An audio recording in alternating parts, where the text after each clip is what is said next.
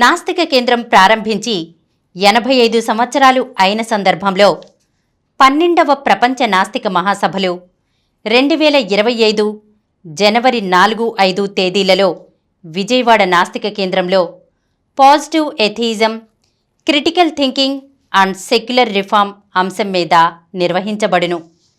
Registration fee 800 rupees. వసతి అవకాశాన్ని బట్టి ప్రతినిధులు ఏర్పాటు చేసుకొనగలరు. మహాసభలలో పాల్గొనదలుచువారు ఆన్లైన్లో రిజిస్ట్రేషన్ చేసుకోగలరు. స్పాట్ రిజిస్ట్రేషన్ అవకాశం కూడా కలదు. ఆన్లైన్లో రిజిస్టర్ చేసుకున్నవారు మహాసభల రిసెప్షన్ కౌంటర్ వద్ద తమ రిజిస్ట్రేషన్ను ధృవీకరించుకొనగలరు. ముఖ్య గమనిక: ప్రతినిధులు తమ ప్రయాణ వివరాలను రిజిస్ట్రేషన్ సమయంలో తప్పనిసరిగా తెలియజేయగలరు. మరిన్ని వివరాల కోసం ఈ క్రింది నంబర్లను సంప్రదించగలరు. జి నియంత 9490754655, శ్రీమతి రశ్మి 9849081733, హరిసుబ్రహ్మణ్యం 9390577119, డాక్టర్ మారు 9848012127. ఎథీ సెంటర్ ఛానల్కు స్వాగతం. మనం ప్రముఖ సంఘ సంస్కర్త, నిస్వార్థ ప్రజా సేవకురాలు అయినటువంటి శ్రీమతి హేమలతా లవణం గారి స్వీయ జీవితగాథ మృత్యోర్మ అమృతంగమయ నుండి ఆమె జీవితంలోని అనేక విశేషాలు తెలుసుకుంటున్నాం కదండి. ఈరోజు మనం ఆమె వివాహం జరిగిన తరువాత జరిగిన కొన్ని సంఘటనలు చూద్దాం. హేమలతా లవణం గారి వివాహం కొరకు వారు మద్రాసును విడిచి తిరిగి ఆంధ్రప్రదేశ్కు చేరుకోవడం జరిగింది. అక్కడ వారు వదిలిపెట్టిన కుక్కలు ఎలా ఉన్నాయో చూడ్డానికని మేము ఏ అద్దె ఇంట్లో ఉన్నామో అక్కడకు వెళ్ళాము. మా పక్కింటి మామగారు చెప్పింది, మా ఇంటి అరుగు వదలకుండా మీరు వెళ్ళిన నాటి నుంచి పడుకునే ఉండేది. అన్నం పెట్టినా తినేది కాదు.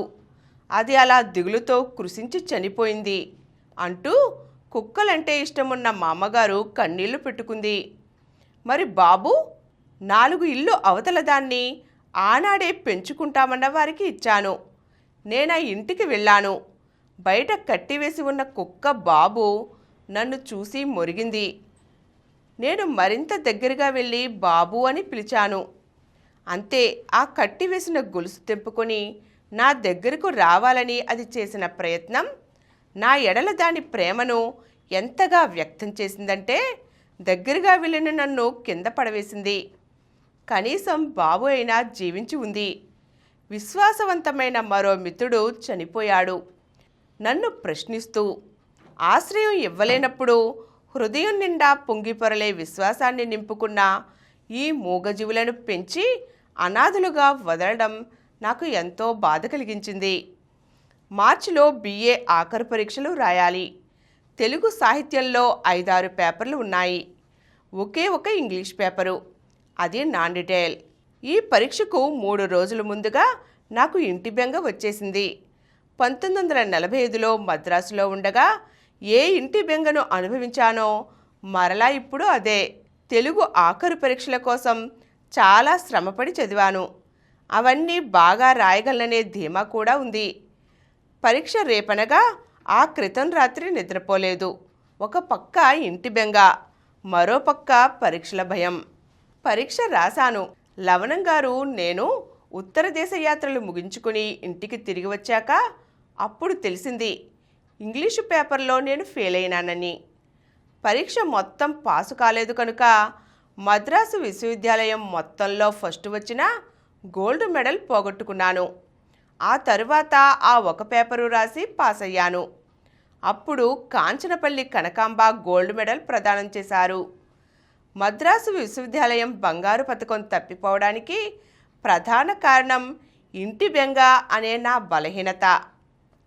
అప్పుడు ఆంధ్రప్రదేశ్లోని పోచంపల్లి అనే గ్రామంలో మహాత్మాగాంధీ అనుచరులు సంత్ వినోబా భావే ఒక మహాసభలో మాట్లాడుతున్నప్పుడు భూవసతి లేని కొందరు వేసిన ప్రశ్నకు అక్కడికక్కడే భూదాన యజ్ఞ ఉద్యమం ప్రారంభమైంది.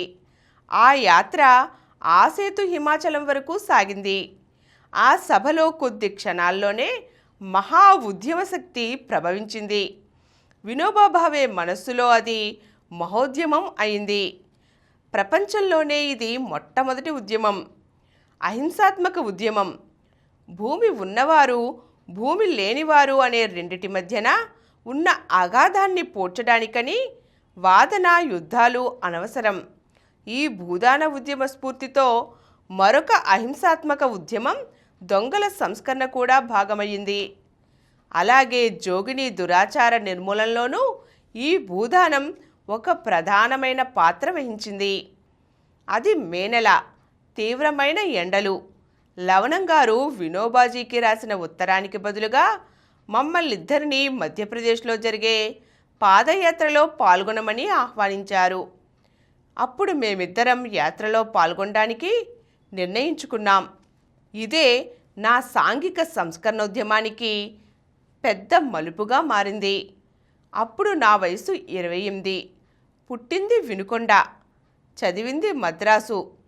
తల్లిదండ్రులు, అక్కలు, స్నేహితులు నవలలు, జీవిత చరిత్రలు, సాహితీ గ్రంథాలు చదవడం తప్ప మరో సామాజిక అనుభవం లభించని దానిని. మొట్టమొదటిసారిగా ఆంధ్ర రాష్ట్రం అవతల ఉన్న మధ్యప్రదేశ్లో అడుగుపెట్టాం. అది మండు వేసవి. వడగాడ్పులు విసిరి కొడుతున్నాయి. ఆ సాయంకాలం గోధూలి వేళ భిండ్ జిల్లాలో ఉన్న కనేరా అనే కుగ్రామంలో అడుగుపెట్టాం. ఆ సాయంత్రం 8 గంటలకు వినోబా పాదయాత్ర దళం కున్వారీ నది దాటి ఈ గ్రామంలో అడుగుపెట్టబోతోంది. మరొక మహోన్నత మానవతాపూర్ణ ఉద్యమానికి ద్వారాలు తెరవడానికని. ఈరోజు మనం హేమలత లవణం గారి వివాహం జరిగిన తర్వాత ఆమె చదువు, ఆమె పలు ఉద్యమాల్లో పాలు పంచుకోవడం గురించి కొన్ని విషయాలు తెలుసుకున్నాం కదండి. మరిన్ని విషయాలను వచ్చే ఎపిసోడ్లో చూద్దాం.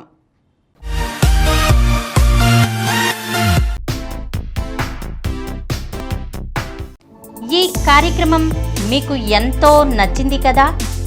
ఇటువంటి మరిన్ని వీడియోల కోసం అనతి కాలంలోనే 20 కోట్ల వ్యూస్ సాధించిన సమరన్ ఛానల్ సమర్పించు యతీష్ సెంటర్ ఛానల్కు సబ్స్క్రైబ్ చేయండి, లైక్ చేయండి, మీ ఫ్రెండ్స్కి షేర్ చేయండి. అలాగే ప్రక్కనున్న గంట సింబల్ని ప్రెస్ చేయడం మర్చిపోకండి.